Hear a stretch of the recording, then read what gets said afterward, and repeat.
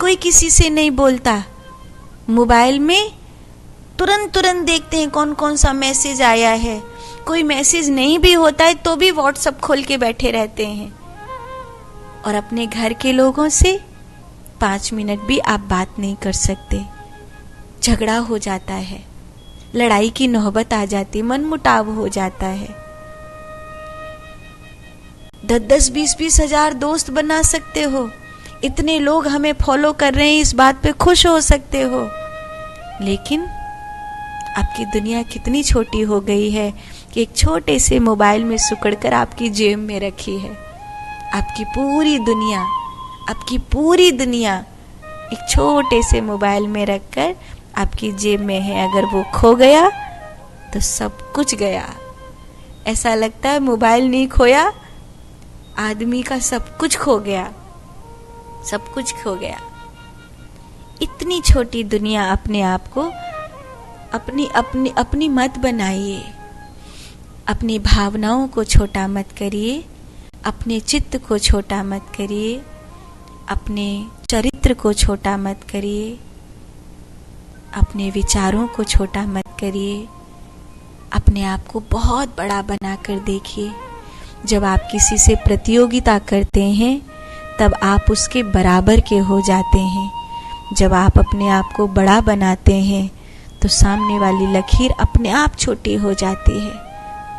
आज घरों में लड़ाई इसीलिए है कि छोटों ने अपने आप को बड़ा समझ लिया और बड़ों ने अपने आप को बड़ा समझना बंद कर दिया।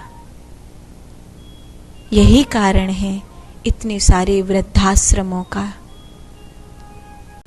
वृद्धाश्रम क्योंकि छोटे अपनी लकीर को लिमिट से ज्यादा बड़े करने लगे, वो प्रतियोगिता करने लगे।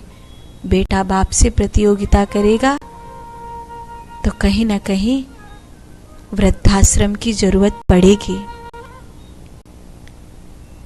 कैसी प्रतियोगिता सास बहू में, लेकिन एक दूरी है, एक मन मुटाव है।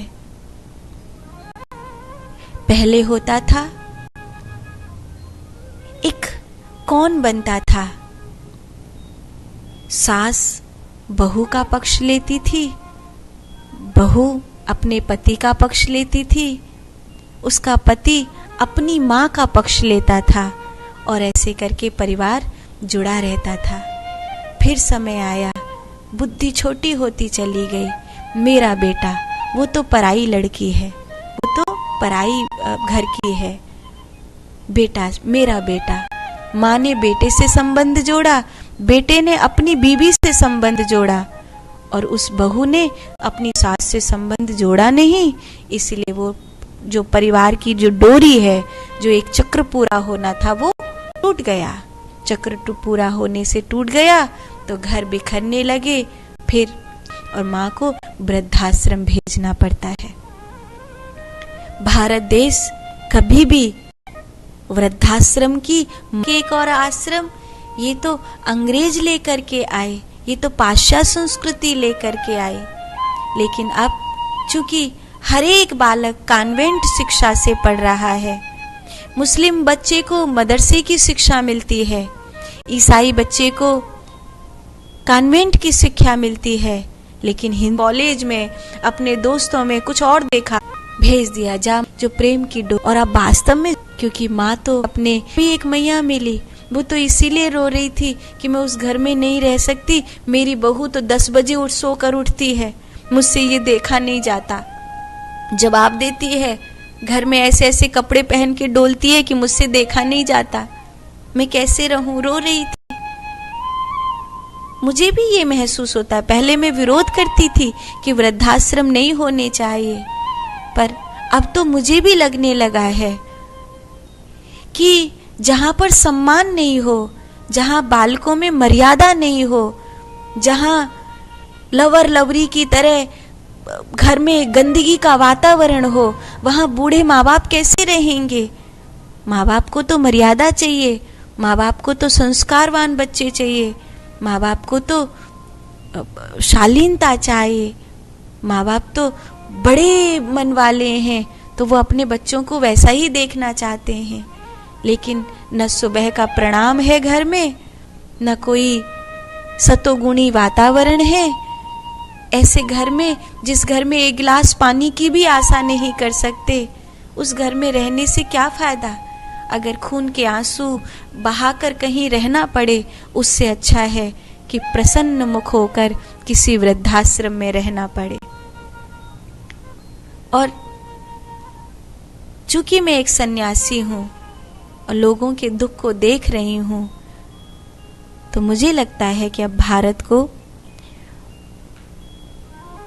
देखने में लगता है कि वृद्धाश्रम की जरूरत है, लेकिन सारे लोग वृद्धाश्रम के लायक नहीं हैं। बहुत सारे लोगों को वृद्धाश्रम की नहीं, बहुत सारे लोगों को संन्यास आश्रम की जरूरत है।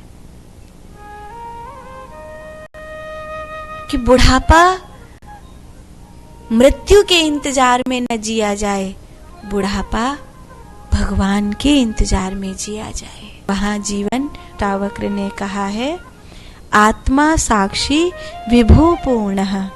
जीवात्मा वास्तव में आत्मस्वरूप है, साक्षी है, व्यापक है। व्यापक माने सब ओर फैला हुआ, बहुत बड़ा, बहुत बड़ा। आप छोटे नहीं हैं, आप बहुत बड़े हैं। आप इतने बड़े हैं कि पूरे संसार को अपने प्रेम के आगोश में ले सकते हैं। आप भिखारी नहीं हैं जो किसी से प्रेम मांगे, आप सम्राट हैं। आप पूरे संसार को प्रसन्नता बांट सकते हैं, आप पूरे ब्रह्मांड को प्रेम का दान दे सकते हैं। इतने बड़े हैं, लेकिन